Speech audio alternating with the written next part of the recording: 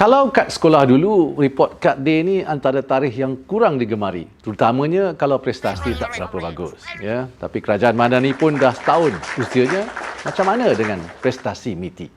Saya akan pecahkan pencapaian MITI kepada 3 tonggak utama: pelaburan, perdagangan dan industri. Dari aspek pelaburan, kita telah berjaya meraih komitmen pelaburan sebanyak RM347 bilion dari pelbagai misi pelaburan yang dijalankan. Bagi pelaburan yang diluluskan pula, setakat 30 September ini, RM225 bilion telah diluluskan. 6.6% lebih tinggi berbanding tempoh yang sama pada tahun 2022. Secara purata, pelaburan yang diluluskan bagi 10 tahun lepas adalah sebanyak RM222.6 bilion setahun.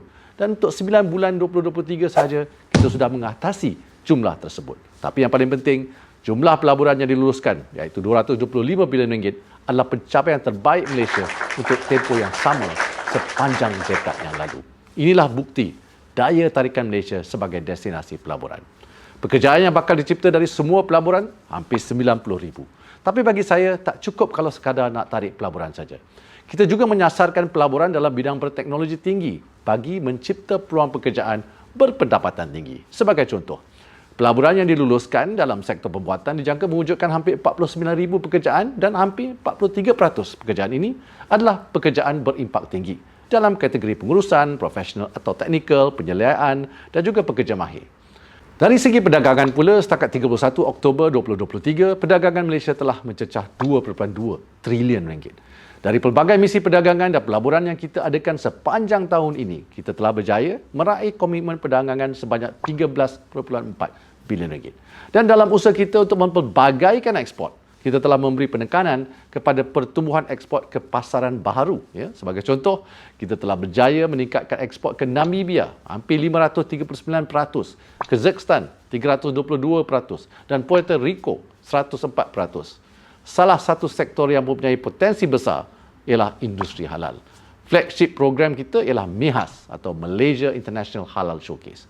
MIHAS 2023 mencatatkan prestasi yang sangat memberangsangkan. Kita mencatat jualan RM3.11 bilion, meningkat 24% daripada sasaran RM2.5 bilion.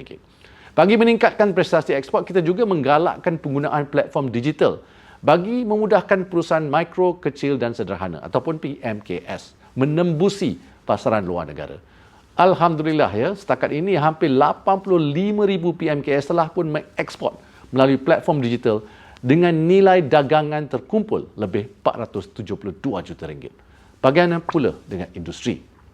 Pelan Induk Perindustrian Baru atau NIMP 2030 baru saja dilancarkan pada 1 September lepas dan merupakan pemangkin reformasi ekonomi badani. Kita ada 3 sasaran utama untuk memacu pertumbuhan bernilai tinggi negara. Pertama, kita sasarkan nilai tambah sektor perindustrian kepada KDNK sebanyak RM587.5 bilion.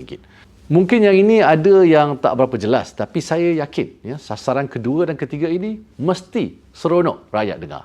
Sasaran kedua ialah kita nak wujudkan 3.3 juta peluang pekerjaan. Sasaran ketiga ialah menaikkan gaji pertengahan daripada sekitar RM2,000 sekarang ke RM4,510.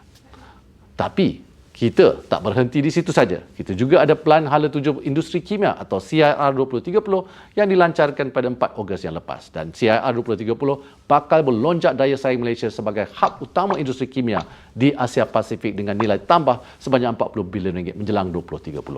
Kita juga baru melancarkan IESG pada 2 Oktober lepas bagi mempercepatkan peralihan ke arah amalan mampan bagi syarikat pembuatan. Mengapa ESG ini penting? Banyak pasaran sekarang mensyaratkan pematuhan ESG sebelum kita boleh mengeksport ke negara mereka. Jadi, kalau kita tak berubah, maka kita berisiko kehilangan akses kepada pasaran tersebut. Tahun ini saja MITI telah mengadakan libat urus dengan 770 syarikat di Kuala Lumpur, Pulau Pinang, Johor, Pahang dan juga Sarawak. MITI akan mendekati lebih banyak syarikat, khususnya PKS, pada tahun depan untuk membina kapasiti syarikat kita dalam pematuhan ESG. Itulah dia ringkasan pencapaian MITI bagi tahun ini. InsyaAllah, kami di MITI akan terus melipat gandakan usaha demi kesejahteraan rakyat Malaysia.